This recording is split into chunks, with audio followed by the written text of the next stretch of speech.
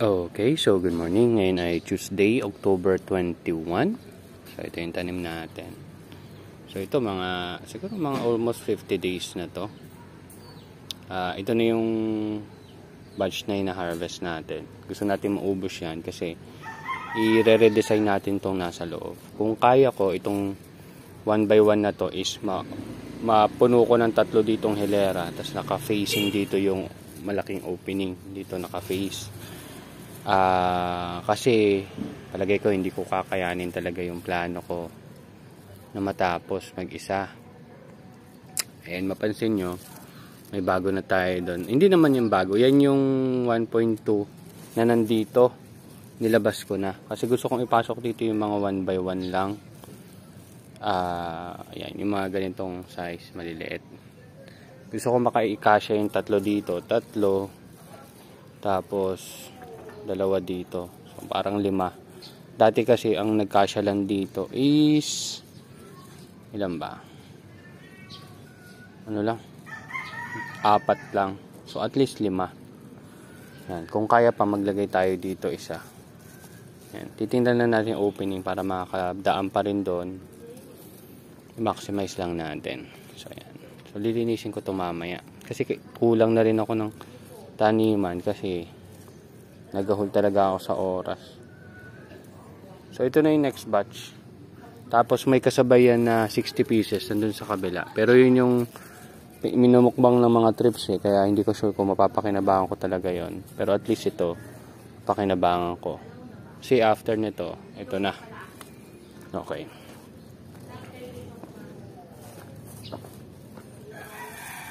Ito naman yung nasa 1 by 3 natin. So isang batch yan lahat. So naging maganda, nabanggit ko sa inyo dati na isa sa problem ko is pag napuputulan sila ng ugat, parang namamatay sila. Yun, may namatay dyan. Ayan. Nabubulok hanggang mamatay. Dito, merong isa or 2 ako nakikita parang damage yung dahon. Pero mukhang naka-recover naman. Ayan. So, siguro, ang ginawa ko siyan, yung seedling tray ko, pinuno ko ng tubig para smooth yung paglabas ng mga ugat. Kasi nga medyo matatanda na sila. Pero kung 12 days old, walang problema. Kakayanin. So, ang next niyan, next pala after nitong batch na to, ay ito. Tapos, yun yung susunod. So, ito, gamit natin UV plastic, kaya mukhang malabo, di ba? Tapos, ito naman, ito yung bago kong ginawa kahapon. Hindi yan UV plastic. Ayan. So isa sa ginawa ko, patayo yung tawag dito, yung PVC. Pero palagay ko mali. Dapat pababa. Anyway, yung sa susunod ko na sigurong gagawin yan, aayusin. Kasi baka kasi today bumili na ako ng bakal para makagawa ko. Kailangan ko pa mga 2. Hindi, by computation talaga, kailangan ko pa ng 5 1 by 1. Bago ko siguro simulan yung ating 3 by 2.5. So, ito yung latest na transfer ko. So, yung kasama niyang batch ay nandun pa sa indoor nursery. Kasi nga, wala pa akong matataniman. So, ito pa yung susunod mamaya. So, may 30 pieces tayo malilipat yan. Pero kailangan ko pa ng 30 pieces. Kaya, yung lilinisin natin doon ay kailangan ko na rin asikasuhin. Then, since 1.2 siya, ilalabas ko siya malamang doon sa mga tanglad doon. Ayusin ko lang. Bali, yung mga tanglad baka mapunta sa gitna. Tapos ito, yan. Kasi dito, by design, dapat kasya din dito 2 1 by 1. Since ito 1.2 masyadong malawak.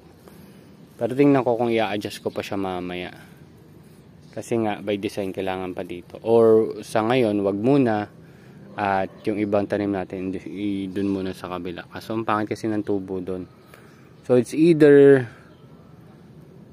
possible, babaan ko muna yung number of tanim ko. Then, ito, ibababa na rin natin to soon. Papatulong na lang ako sa nagpagawa. Dun sa pinagpagawang ko niya. Saglit lang siguro yan, half day. Matapos na namin yan.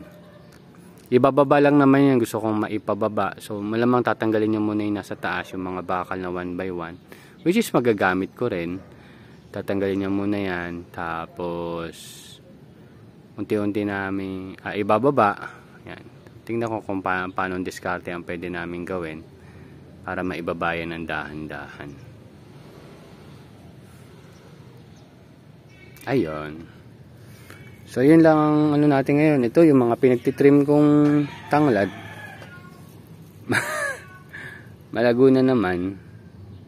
Ayan. So hindi pa natuloy yung pag-supply ko dun sa isang tindahan kasi hindi ko sila binalikan. So mali ko rin yun. Kaso hindi kaya. Kasi ngayon biglang yung dumami rin ulit yung personal customers ko. So yun. So hindi, malamang yung next step muna natin is magkaroon ako ng stable na pag-display ng mga lettuce dyan sa labas ng bahay namin. Siguro yun muna. Bago yung next na tindahan. Tsaka pag naayos na siguro natin to, mas madali nang asikasuhin yun. So yun lang. Hopefully may na-share na naman akong panibago, or kung wala, pasensya. Pero yan, yung mga setup natin dito. So small setup lang kasi nasa trial period pa rin ako ngayon. Pero kung i-compute natin, parang kada ganyan, kada setup, complete setup, gastos ka rin mga 4K siguro. Sabi mo mga 4K. Ay hindi abot ng 4K, mga 2.5. Yan, 2.5. Pero complete set na siya. Kumbaga may dalawa ka ng box, may net ka na, may UV plastic ka na, at may frame ka na. So in-improve lang natin. Then ayan, so hopefully lumaki. And soon, pag siguro nagawa natin 2.5/3 natin, tapos natapos natin dito, ang next natin is magbigay ng siguro training. Yan. Magtuturo kung paano yung setup. Then pwede kung lower budget, yan setup muna nila yung maliit. Yung 1x1 natin setup. Pero ayusin pa natin.